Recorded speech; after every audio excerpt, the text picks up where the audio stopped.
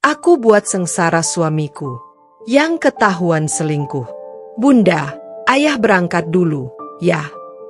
Suara Arman, Mas Arman, terdengar tenang saat dia meraih kunci mobilnya di meja kecil dekat pintu. Aku tersenyum sambil melambai ke arahnya. Iya, Mas. Hati-hati bawa mobilnya. Nanti sore mau dimasakin apa? Arman menoleh sebentar dan tersenyum tipis. Udahlah, Bunda, gampang nanti aja. Kalau Bunda repot, pesan makan aja nanti. Aku mendekat sambil mengecup pipinya sekilas. Kayaknya juga hari ini aku bakalan sibuk, soalnya banyak pesanan masuk. Yudah, Bunda. Ayah berangkat dulu, takut telat. Arman meraih tanganku sebentar sebelum melangkah ke pintu. Assalamualaikum. Waalaikumsalam, jawabku pelan sambil melihat punggungnya menghilang dari pandangan. Setelah pintu tertutup, suasana rumah kembali hening. Dari luar, kehidupan kami mungkin terlihat sempurna. Sebuah keluarga kecil dengan 2 anak yang manis, rumah yang nyaman, dan kondisi finansial yang cukup baik. Namun, seperti yang orang sering bilang, tidak semua yang terlihat sempurna itu benar-benar sempurna. Oh iya, namaku Wanda. Aku berusia 35 tahun, kehidupan rumah tanggaku sudah berjalan selama 8 tahun ini dan kami sudah dikarunia 2 orang anak. Anak pertama kami Sania berusia 7 tahun dan Huan yang berusia 4 tahun. Aku sendiri bekerja sebagai owner dari produk kecantikan yang cukup sukses. Usahaku berkembang pesat beberapa tahun terakhir ini, dan pendapatanku kini jauh melampaui gaji Mas Arman yang bekerja sebagai kepala gudang di perusahaan retail ternama. Namun, aku memilih untuk tidak mengungkapkan fakta itu pada Mas Arman. Bukan karena aku ingin berbohong, tapi lebih sebagai langkah berjaga-jaga. Aku sering berpikir, bagaimana jika suatu saat sesuatu terjadi? Karena aku merasa sudah banyak yang berubah dari diri Mas Arman sekarang. Memang benar hidupku mungkin tampak sempurna di mata banyak orang, terutama keluarga dan teman-temanku. Mas Arman dikenal sebagai pria yang penuh kasih sayang dan perhatian. Di luar, ia tampak sebagai sosok suami yang bertanggung jawab, memberikan kenyamanan dan stabilitas bagi keluarga kami. Tapi hanya aku yang tahu, di balik senyuman dan sikap manisnya, ada sisi gelap yang sering membuatku cemas. Mas Arman kadang bersikap sangat baik, penuh perhatian, dan lemah lembut. Namun, di waktu lain, dia bisa berubah drastis. Ledakan amarahnya datang tiba-tiba, tanpa alasan yang jelas. Hanya satu kata atau satu perbuatan kecil yang tidak ia sukai, dan seluruh suasana rumah bisa berubah menjadi tegang. Anak-anakku, Sania dan Huan, mungkin terlalu kecil untuk memahami ketegangan ini, tapi aku sering mendapati diri merasa ketakutan saat sisi temperamental Mas Arman muncul. Ketika dia sedang marah, aku selalu merasa seolah ada jurang yang semakin lebar di antara kami. Tatapan matanya dingin dan suaranya keras, membuatku merasa kecil dan tak berdaya. Ketakutan inilah yang membuatku selalu waspada. Bukan hanya dalam hal kecil, tetapi juga dalam urusan besar seperti keuangan. Karena itu jugalah aku merahasiakan pendapatanku dari produk kecantikan yang kukelola. Bukan hanya itu, aku juga menyembunyikan kenyataan bahwa rumah yang kini kami tinggali sudah lunas, dan sertifikatnya atas namaku. Mas Arman tidak pernah tahu bahwa aku telah melunasi cicilan rumah itu dengan hasil keringatku sendiri. Ini bukan masalah ego atau ingin merasa lebih hebat dari suamiku. Ini adalah langkah pencegahan. Langkah berjaga-jaga jika suatu hari sisi temperamentalnya menjadi lebih buruk. Aku tahu, sikap seperti ini mungkin terdengar penuh curiga. Tapi setelah bertahun-tahun mengamati perubahan perilakunya yang tidak menentu, aku merasa harus mengambil langkah ini demi masa depan anak-anak dan diriku sendiri. Yang membuatku semakin bingung adalah pengelolaan keuangan Mas Arman.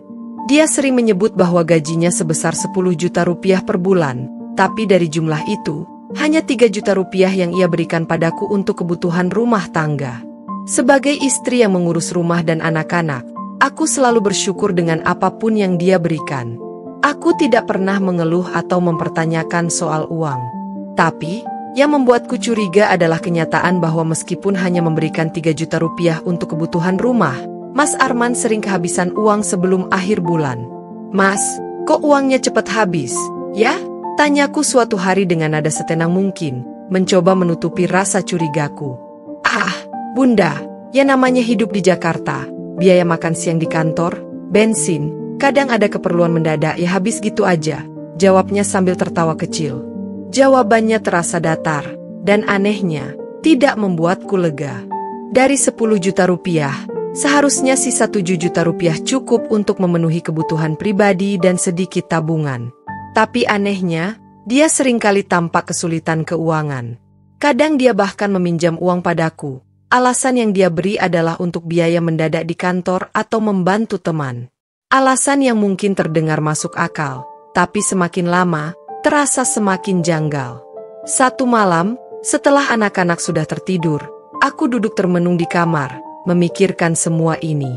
Perasaan takut dan cemas terus menghantuiku. Apa yang sebenarnya terjadi?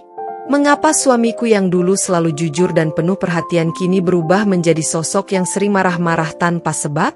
Mengapa uangnya selalu habis padahal dia hanya memberi aku sedikit? Pertanyaan-pertanyaan ini berputar-putar di kepalaku, tapi aku tak berani mengungkapkannya secara langsung. Aku takut bahwa pertanyaan-pertanyaanku akan memicu kemarahannya lagi. Malam itu, langit di luar jendela kamar tampak kelabu, mendung bergelayut seakan mengancam akan menurunkan hujan deras. Angin dingin bertiup pelan, membuat suasana malam menjadi semakin mencekam. Anak-anak sudah tertidur lelap di kamar mereka, Sania dengan boneka kesayangannya dan Huan yang berbalut selimut tebal. Aku duduk sendirian di ruang tamu, menunggu Mas Arman pulang. Biasanya, dia pulang tepat waktu, tapi malam itu terasa aneh.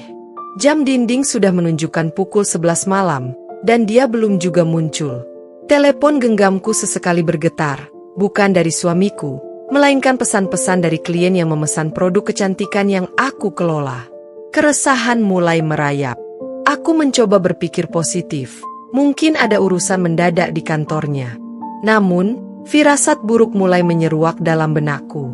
Saat jarum jam melewati angka 12, akhirnya aku mendengar suara pintu garasi yang terbuka, diikuti langkah berat menuju pintu masuk. Pintu terbuka, dan aroma alkohol langsung menyeruak di udara. Aku terkejut melihat suamiku, Mas Arman, dalam keadaan mabuk. Selama bertahun-tahun kami menikah, jarang sekali dia pulang dalam kondisi seperti ini. Aku menatapnya dengan rasa khawatir sekaligus heran, mencoba memahami apa yang terjadi. Mas, kamu mabuk ya? Tanyaku, suaraku bergetar. Matanya terlihat redup, wajahnya merah, dan gerakannya limbung saat mencoba melepas sepatunya. Jangan ikut campur urusanku, katanya dengan suara berat, nada suaranya kasar dan dingin. Tiba-tiba, dia menatapku dengan tatapan penuh amarah yang tidak biasa. Aku cuma tanya, Mas, ada apa? Kenapa mabuk sampai begini? Aku mencoba tenang, namun hatiku berdebar kencang. Suasana semakin tegang. Dia mendekat, dengan langkah yang terhuyung-huyung, sebelum tiba-tiba tangannya melayang ke pipiku. Tamparan keras itu membuatku terhuyung ke belakang. Rasa sakitnya bukan hanya fisik, tetapi juga emosional. Aku terkejut, bahkan nyaris tidak percaya bahwa suami yang selama ini kuanggap penuh kasih bisa melakukan hal sekeji ini. Sakit di pipiku perlahan menyebar ke seluruh hatiku. Air mataku hampir jatuh, tapi aku menahannya. Di depan mataku, suamiku sendiri perlahan berubah menjadi sosok yang tidak kukenal. Mas, kenapa kamu seperti ini? Tanyaku pelan, mencoba mengendalikan emosi yang mulai bergejolak di dadaku. Dia tidak menjawab. Sebaliknya, dia berjalan menuju sofa di ruang tamu, tubuhnya terhempas ke sana dengan berat. Matanya mulai tertutup karena mabuk yang semakin mendalam. Dalam hitungan menit, dengkurannya mulai terdengar, mengisi keheningan malam. Aku berdiri di sana, terdiam, masih merasakan perih di pipiku dan rasa kaget yang belum hilang. Tapi lebih dari itu, hatiku mulai dipenuhi kecurigaan.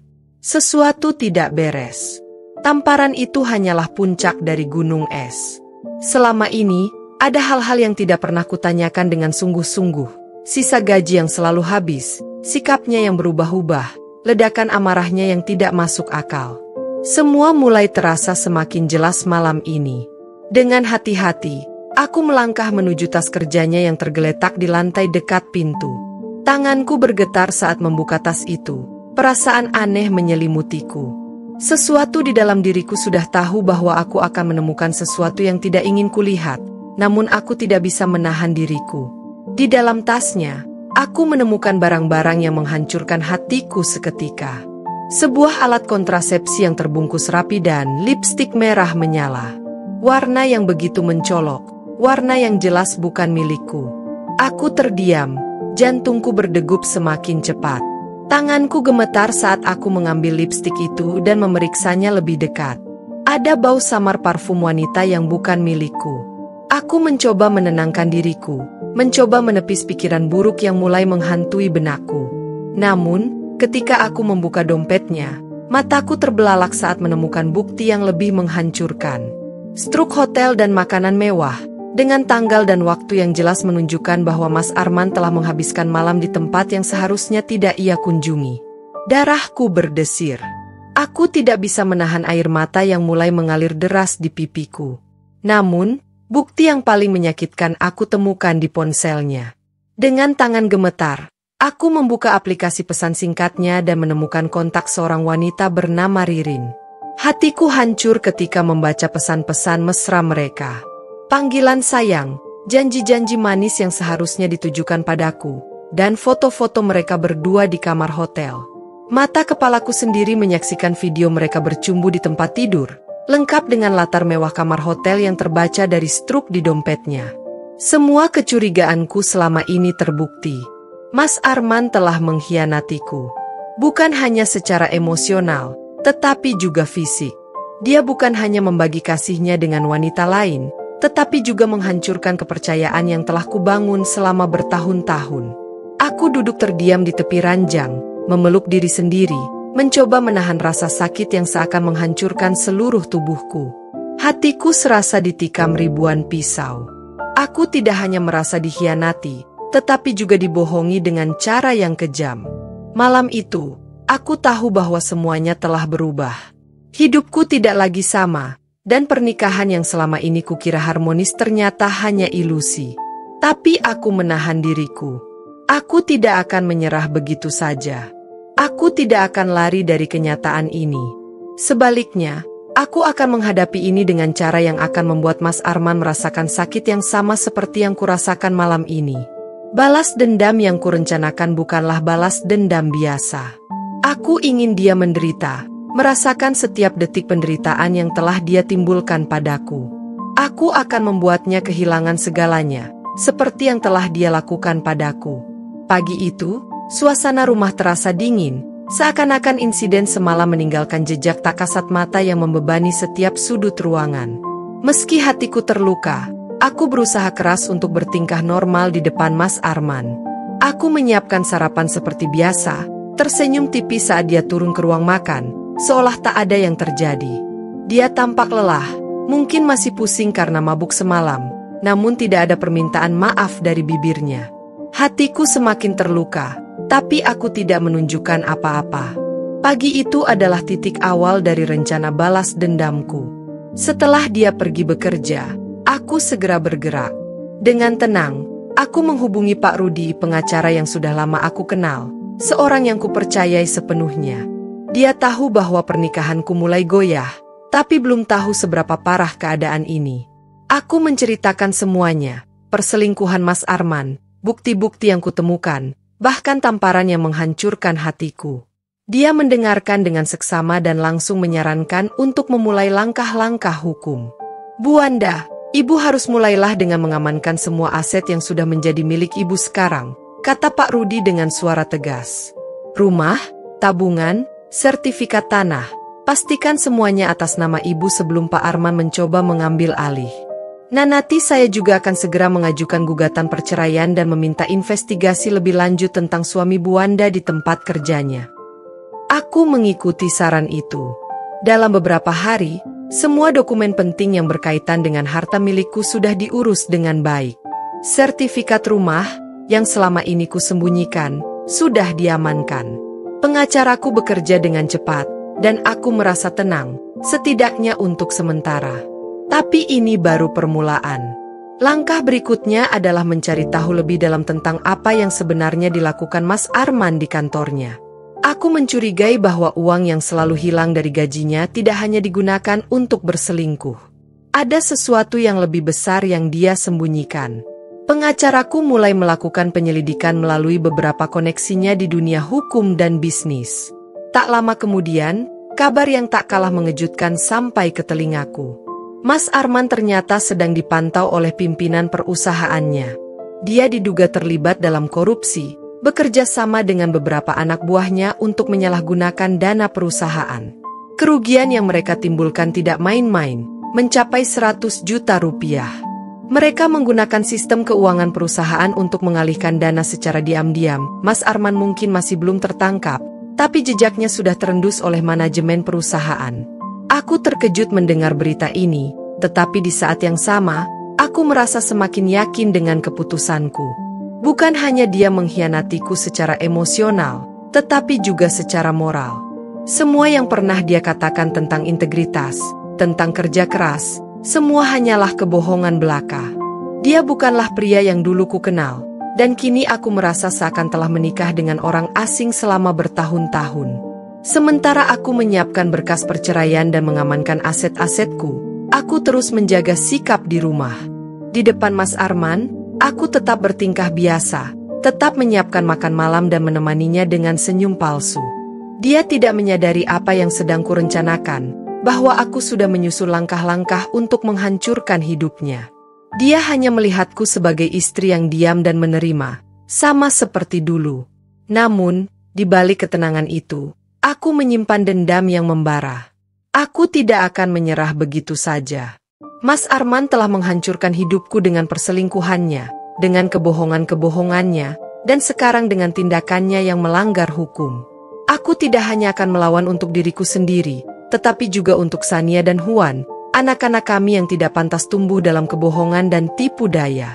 Malam demi malam, aku merencanakan langkah berikutnya. Setiap gerakannya ku perhatikan, setiap detail kecil dari kehidupannya mulai aku perhatikan. Mas Arman mungkin mengira dia bisa lolos dengan semua perbuatannya, tetapi aku sudah siap.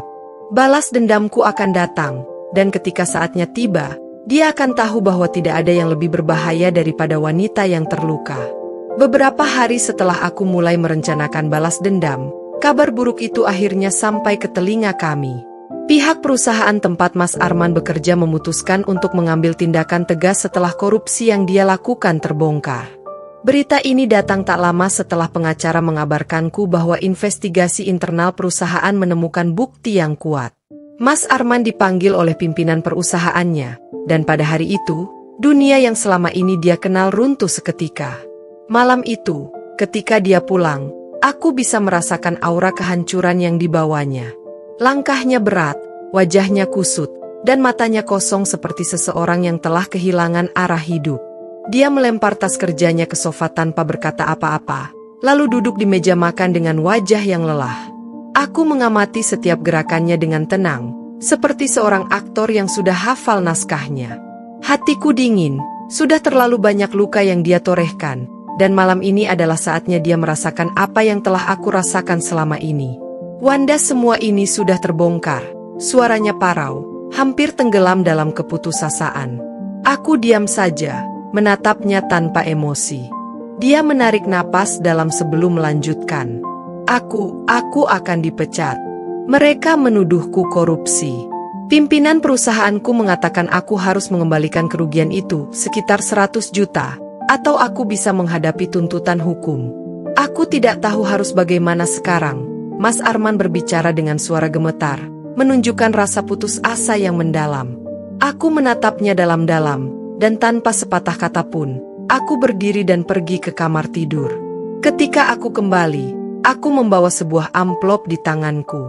Aku berdiri di depannya, kemudian dengan tenang meletakkan amplop itu di atas meja, tepat di hadapannya. Dia menatap amplop itu dengan kebingungan sebelum akhirnya meraihnya dengan tangan gemetar. Saat dia membuka isinya, matanya membesar, lalu wajahnya memucat. Berkas apa ini, perceraian? Dia berbisik, suaranya hampir tak terdengar. Matanya beralih dari kertas ke wajahku, seakan berharap ini hanya mimpi buruk yang bisa segera berlalu. Aku mengangguk pelan. Ya, aku sudah mengurus semuanya. Kenapa? Katanya dengan nada putus asa. Kenapa kamu melakukan ini sekarang? Aku sedang mengalami masa sulit, dan kamu memilih untuk meninggalkanku. Aku mendekat sedikit, menatapnya dengan mata yang penuh kepahitan. Karena ini semua salahmu, Arman. Bukan hanya karena korupsi yang kau lakukan di kantor, tapi juga karena kau sudah menghancurkan pernikahan kita dengan perselingkuhanmu. Kau pikir aku tidak tahu tentang Ririn? Mas Arman tersentak mendengar namanya disebut. Dia terdiam, terpukul, dan seakan ingin menyangkal, tapi mulutnya terlalu kering untuk berkata apa-apa. Aku sudah tahu semuanya, Arman. Foto, video, semua bukti perselingkuhanmu dengan dia. Dan lebih dari itu, aku sudah mengamankan semua aset kita. Rumah ini, tabungan, tanah, semuanya milikku. Satu-satunya hal yang tersisa untukmu adalah mobil yang sering kau pakai bersama selingkuhanmu. Dia menatapku dengan mata lebar, terpukul oleh kenyataan yang baru saja kudedahkan. Apa? Bagaimana kau bisa merencanakan ini? Aku tersenyum tipis, tanpa sedikit pun rasa simpati. Kau yang memaksaku untuk merencanakannya. Aku hanya membalas apa yang kau lakukan. Kau pikir aku bodoh, Arman? Selama ini aku sudah memperhatikan setiap langkahmu. Dan sekarang, kau akan merasakan apa yang terjadi jika kau menghancurkan hidup seseorang. Mas Arman terlihat hancur saat dia menyadari bahwa hidupnya benar-benar terbalik. Dia terpaksa menjual mobil kesayangannya, mobil yang sering dia pakai untuk berkencan dengan Ririn, untuk membayar sebagian kerugian perusahaan. Aku menikmatinya. Melihat dia jatuh dalam kebingungan dan kesulitan memberiku kepuasan yang tak terlukiskan. Tidak ada lagi kemewahan yang bisa dia tawarkan kepada Ririn. Dan di balik semua itu, aku tahu ini hanyalah permulaan dari rencana balas dendamku yang lebih besar. Namun, aku tidak berhenti di situ. Aku memutuskan untuk mengambil langkah lebih jauh. Dengan hati yang telah membatu, aku membuka akun media sosialku dan mulai mengunggah bukti-bukti perselingkuhan Mas Arman dengan Ririn, foto-foto mesra mereka, percakapan yang intim, dan video yang tidak bisa disangkal. Aku menulis keterangan yang memalukan, mendeskripsikan perselingkuhan mereka dengan detail yang cukup untuk memancing amarah publik. Reaksinya luar biasa cepat. Komentar mulai membanjiri unggahanku, kebanyakan dari orang-orang yang mengecam Arman dan Ririn tanpa ampun. Mereka menjadi bahan pergunjingan di mana-mana. Reputasi Mas Arman hancur dalam sekejap. Orang-orang yang dulu menghormatinya sekarang menjauhi dia seperti wabah. Tidak ada tempat baginya lagi di lingkungan sosial maupun profesional. Di rumah, aku menyaksikan dari kejauhan bagaimana dia semakin terpuruk. Dia mencoba menghubungi beberapa orang untuk mencari pekerjaan, tapi semua pintu sudah tertutup. Kabar tentang korupsinya sudah menyebar, dan kini ditambah skandal perselingkuhan, tidak ada lagi yang mau bersinggungan dengannya. Ririn, wanita yang selama ini menjadi pelarian hatinya, juga menghilang dari hidupnya setelah tahu bahwa Mas Arman tak lagi memiliki apa-apa. Dia tidak hanya kehilangan pekerjaannya dan hartanya, tapi sekarang nama baiknya pun sudah tercoreng. Di saat semua orang menjauhinya, aku berdiri di tempatku, menyaksikan kehancurannya. Aku tahu, ini adalah akibat dari semua kebohongan dan pengkhianatan yang dia lakukan selama ini. Tekanan yang dia hadapi semakin berat, dan aku bisa melihat dengan jelas bahwa dia mulai menyerah. Kegelapan perlahan melingkupi hidupnya, dan aku, yang dulu dia tinggalkan tanpa perasaan, kini menjadi saksi dari kehancurannya. Dan aku tahu, ini baru permulaan dari apa yang akan terjadi. Pagi itu, ponselku bergetar. Nomor tak dikenal muncul di layar, dan dengan sedikit rasa penasaran, aku mengangkatnya. Suara di seberang terdengar familiar namun penuh keraguan. "Ini, Ririn," katanya. Suaranya sedikit bergetar. Aku terdiam sejenak. Nama itu, yang selama ini hanya kubenci dalam diam, kini tiba-tiba muncul begitu saja. "Ada apa?" tanyaku dengan nada datar, berusaha menjaga ketenangan. Aku mau meminta maaf. Aku tahu aku salah. Semua ini tidak seharusnya terjadi, lanjutnya dengan suara yang terdengar semakin cemas. Ririn mulai menjelaskan panjang lebar tentang bagaimana dia tidak tahu bahwa semua ini akan berakhir buruk. Aku benar-benar menyesal. Aku tidak pernah berpikir Arman akan melakukan semua ini, dan aku merasa bersalah. Sekarang, dengan semua yang terjadi, aku tidak tahu harus bagaimana lagi. Semua orang tahu tentang perselingkuhan kami. Namaku hancur. Tolong hapus postingannya. Aku tidak tahan lagi jadi bahan omongan orang. Aku mendengarkan setiap kata-katanya tanpa sedikit pun belas kasihan. Penyesalannya hanya muncul setelah semua runtuh di hadapannya, setelah Arman bangkrut, setelah reputasi mereka berdua terjun bebas, dan setelah seluruh lingkungan sosial mencemarkan nama mereka. Dia meminta maaf, bukan karena benar-benar menyesali perbuatannya, tetapi karena dia tak mampu menahan tekanan. Aku menekan rasa marah yang masih ada dalam diriku. Penyesalanmu datang terlambat, Ririn. Semua ini sudah terjadi karena kalian berdua. Sekarang kalian merasakan akibat dari apa yang kalian lakukan. Aku tidak akan menghapus apapun. Ini bukan sekadar soal nama baik yang tercemar. Ini soal harga diriku yang kau injak-injak. Ririn terdiam. Aku bisa merasakan keputusasaannya, tapi hatiku sudah terlanjur dingin. Apa yang dia alami hanyalah sebagian kecil dari rasa sakit yang pernah aku rasakan. Tidak ada simpati lagi yang tersisa untuknya. Aku menutup telepon tanpa memberikan jawaban lebih lanjut, membiarkannya terdiam di ujung sana, menelan pahitnya kenyataan. Setelah percakapan itu, aku kembali melanjutkan hariku seolah tak ada yang terjadi. Namun, di dalam rumah, keheningan yang mencekam semakin sering terasa. Mas Arman tidak lagi bekerja, dan kini dia benar-benar terlihat seperti pria yang telah kehilangan segalanya. Suatu malam, ketika aku sedang duduk di ruang tamu, dia datang dengan wajah kusut.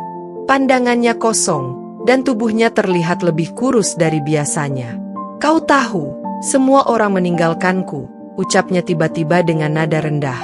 Aku menatapnya dingin, tanpa mengatakan apa-apa. Dia terus berbicara, suaranya terdengar seperti orang yang sudah putus asa. Teman-teman, keluarga, mereka semua menjauhiku. Aku sudah berusaha mencari jalan keluar, tapi tidak ada yang tersisa. Aku tidak punya uang, tidak punya pekerjaan, tidak punya siapa-siapa. Mas Arman duduk di kursi di depanku, wajahnya memancarkan kelelahan yang mendalam. Aku tidak tahu harus bagaimana lagi. Semua ini terlalu berat untukku. Aku tidak merespons, membiarkannya berbicara. Dulu, mungkin aku akan merasa kasihan, tapi sekarang aku hanya merasakan kepuasan yang dingin melihatnya hancur oleh ulahnya sendiri. Hari demi hari berlalu, dan kondisi Mas Arman semakin memburuk. Dia mulai kehilangan akal sehatnya. Aku sering mendengarnya berbicara sendiri di kamar, seolah sedang berdiskusi dengan seseorang yang tak terlihat. Kadang dia marah tanpa alasan, melempar barang-barang di sekitar rumah, kemudian menangis terisak seperti anak kecil. Tekanan sosial, keuangan, dan rasa bersalah menghantamnya dari segala arah. Teman-teman dan keluarganya yang dulu selalu mendukung, kini mulai menjauh. Mereka tidak mau terlibat dalam kehancurannya. Seiring berjalannya waktu, aku melihatnya semakin terisolasi. Tidak ada lagi yang bisa dia andalkan, tidak ada lagi yang peduli. Mas Arman benar-benar sendirian di tengah kekacauan yang dia ciptakan sendiri. Malam itu, dia terduduk di sudut kamar, memeluk lututnya dengan wajah penuh kebingungan. Aku tidak bisa. Aku tidak kuat lagi, gumamnya pelan, hampir seperti bisikan. Aku hanya menatapnya dari ambang pintu, tanpa kata. Dulu, aku mungkin akan merasakan simpati, tapi sekarang, aku hanya bisa merasa bahwa ini adalah keadilan. Semua yang dia lakukan, pengkhianatan, kebohongan, penghinaan, kembali menghantuinya. Kebisuan itu berbicara lebih keras dari kata-kata. Tidak ada lagi yang bisa kulakukan untuknya. Dia jatuh ke dalam jurang yang dia gali sendiri, dan aku tidak berniat mengulurkan tangan untuk menyelamatkannya. Aku sudah mempersiapkan semua langkah, dan kini saatnya untuk melanjutkan hidupku. Dengan keberanian yang baru, Aku resmi mengajukan cerai dan mengambil semua harta yang sudah menjadi milikku. Aku tetap mempertahankan hak asuh atas kedua anakku, Sania dan Huan, sementara Mas Arman bahkan tidak sanggup memperjuangkan mereka. Setelah perceraian disahkan, aku merasakan kebebasan yang selama ini aku impikan. Tidak ada lagi rasa takut atau kekhawatiran atas tingkah laku Mas Arman.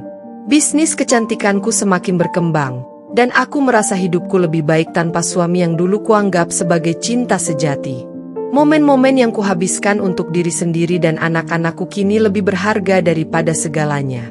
Suatu hari, saat aku pulang dari acara peluncuran produk baru, aku melihat seorang lelaki kumal yang berjalan sambil mengais makanan di tempat sampah.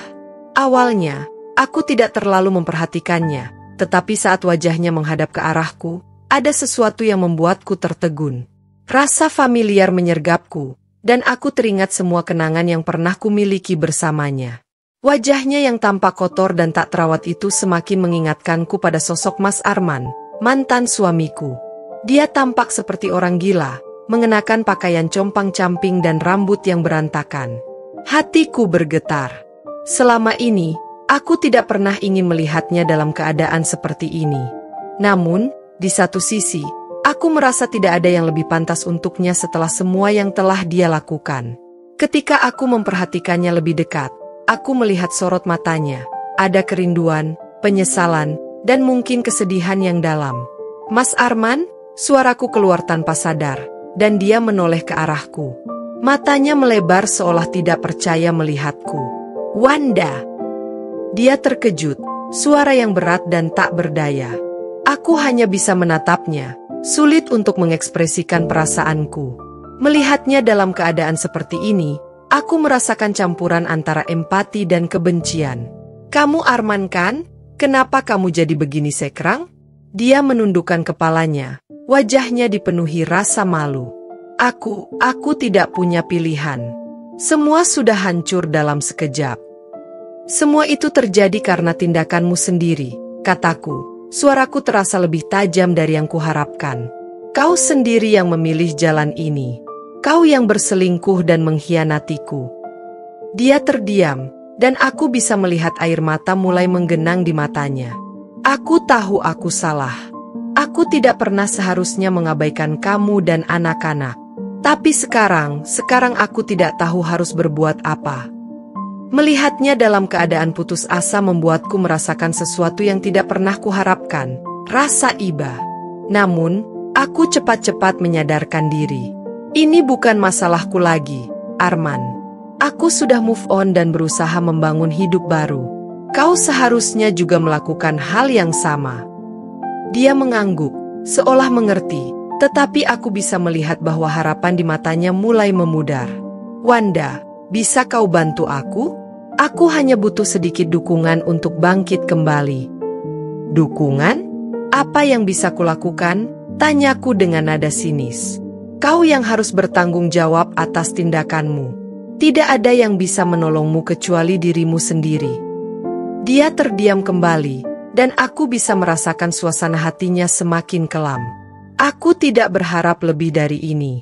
Hanya ingin kamu tahu bahwa aku menyesal. Aku merindukan keluargaku. Menyesal tidak akan mengubah apapun, jawabku tegas, mencoba menahan air mata yang mengancam di pelupuk mataku. Kau sudah merusak semua yang kita bangun bersama. Sekarang, aku hanya ingin yang terbaik untuk anak-anak. Dan itu bukan lagi bersamamu. Aku melangkah pergi, meninggalkan Mas Arman dengan pikiran dan perasaannya sendiri. Saat aku menengok ke belakang, aku melihatnya terpuruk di tempat sampah, wajahnya tertunduk dalam kesedihan. Di satu sisi, aku merasa lega bisa membebaskan diri dari segala beban emosional, tetapi di sisi lain, hatiku terguncang melihat seseorang yang pernah kucintai berada dalam keadaan seperti itu. Perjalananku belum sepenuhnya berakhir, tetapi aku tahu satu hal, aku tidak akan kembali lagi ke masa lalu. Kini, aku fokus untuk membangun masa depan yang lebih baik bagi diriku dan anak-anakku. Semua luka akan sembuh seiring waktu, dan harapan baru akan muncul. Dengan langkah penuh keyakinan, aku melanjutkan perjalanan hidupku, menjauh dari kenangan yang menyakitkan dan menyongsong masa depan yang lebih cerah.